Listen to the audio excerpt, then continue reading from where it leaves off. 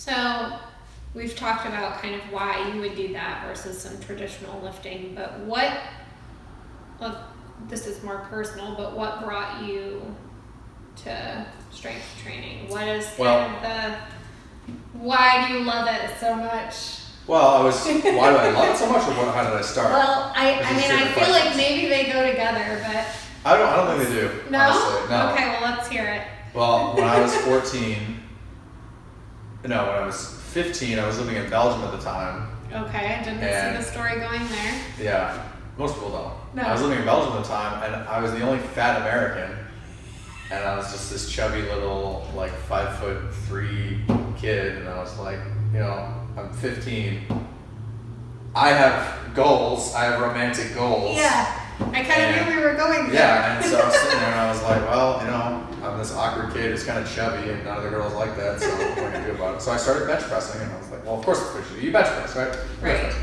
So it all makes sense to a young man, and that's what I did.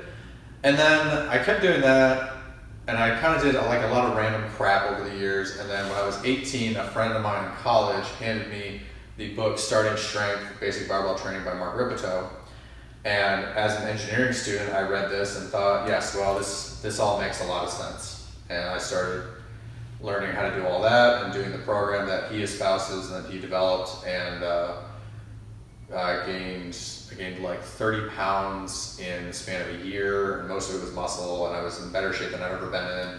And jiu-jitsu got better, and everything got better. And it's funny because nobody tells you as a 15-year-old, it doesn't matter. Girls don't give a shit for the most part about the way you look. That's not. No. Yeah. And if they do, those aren't the girls you want to be right, with. you don't want those ones. But nobody tells you that as a 15-year-old. No. And so that was kind of what spawned it. Yeah. So what got me into what I do now is because as an engineering student, it just made a lot of sense, and it's all physics and physiology, and it was all mechanical. So it was very clear and very clearly laid out in the book. And then I tried it and it worked.